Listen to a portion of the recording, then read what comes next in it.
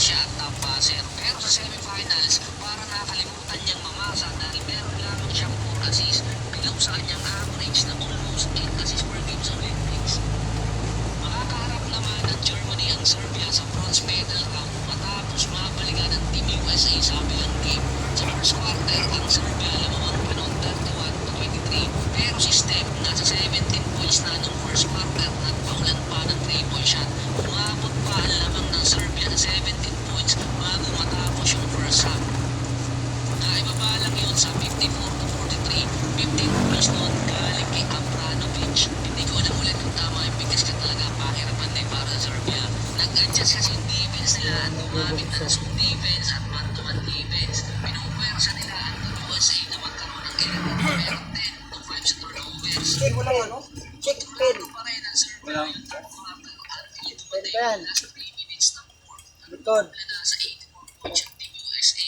At nung nakuha naman ni Steph ang kanyang ika-9 3-point shot, dito lumang ang Team USA. Doon na nagtuloy-tuloy ang arangkada nila para Forever. Bukas, likod. sa Olympic system, meron lamang total na 29 points. Pero sa rematch nila sa Serbia, meron 6 points, nasa 8 rebounds, at 9 out of 14 mula sa piyantada nila para makuha yung panalo. Sa first 4 games sa Olympic system, meron lamang total na 29 points. Pero sa rematch nila sa Serbia, meron siyang 6 points, nasa 8 rebounds, at 9 out of 14 mula sa PNDR. Si Lebron naman 3-point double, 16 points, 12 rebounds, at 10 assists. Si Embiid nasa 19 points. Inaasar ulit niya yung mga fans ng France. Si Tyrese Haliburton at si Jason Tatum binangko ulit ni Steve Kerr. Sila din kasi yung binangko nung unang magtapat yung dalawa. Base kasi sa Bleacher Report, nag-coach si Jason Tatum papalik agad ng locker room nung manalo ang Team USA sa Serbia. Pero nagalit siya kay Steve Kerr dahil binangko na naman. Agad sinabi kasi ni Steve Kerr, pipigilan niya na yung makakatapat sa lineup ng Serbia at saka bumalik din si Kevin Durant sa lineup. Since kalaban ulit nila yung Serbia, ibinalik lang niya yung dating lineup. Bigla lang pinaganda ng Serbia yun. Una ako kay Tatum na binangko siya dahil dominado ng Team USA yung Serbia. Pero yung ikalaban, nalamangan sila ng Serbia na almost 37 minutes na naghahabol ng Team USA. Hindi siya ginawa ng shoot. Please, kung sila ng Steve, hindi pa rin pinaso si Tatum. Ay, bulik. Si Steve sa Philippines. Tinatanong na ng mga fans si Steve kung galit ba siya yung Jason Tatum dahil isa sa mga top scorer ng Team USA. Pero kahit kasi yung bonus distribution ng Team USA nagkaroon ang plan si Victor Embiid ng Steph ang susunod sa kanila sa holiday. Meron agad sila Basura talaga yung minutes sa kalat.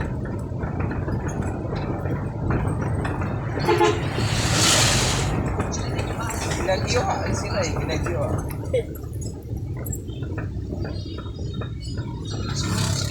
isasama si Anthony Davis na nasa 10 minutes. Hindi rin kasi siya nagtagal doon.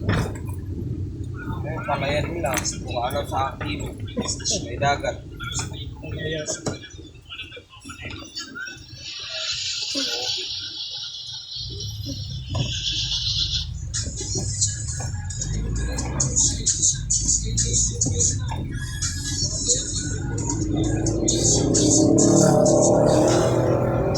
players, sila din yung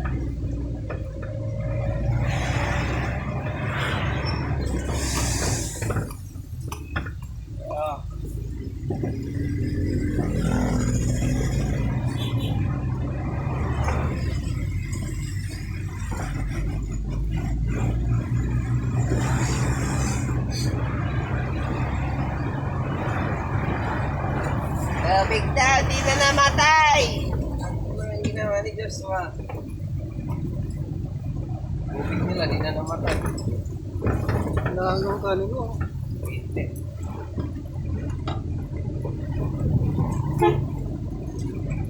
Nasa tubig ang bulok na yun.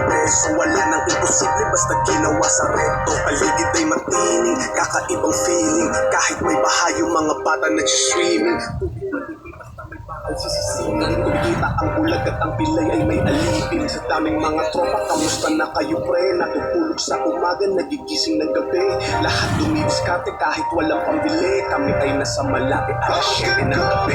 Back to Manila, Manila. There's no place like home sa Manila, Manila. Ikaw na ginaririnig, di pwedeng hindi banggitin.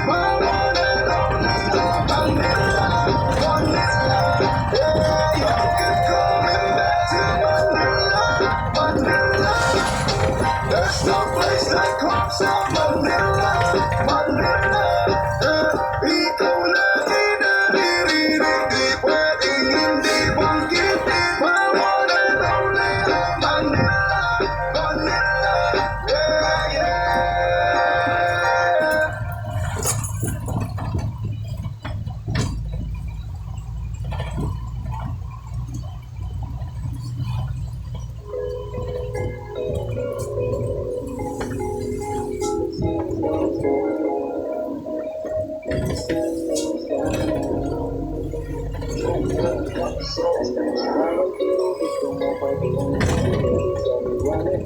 Everyone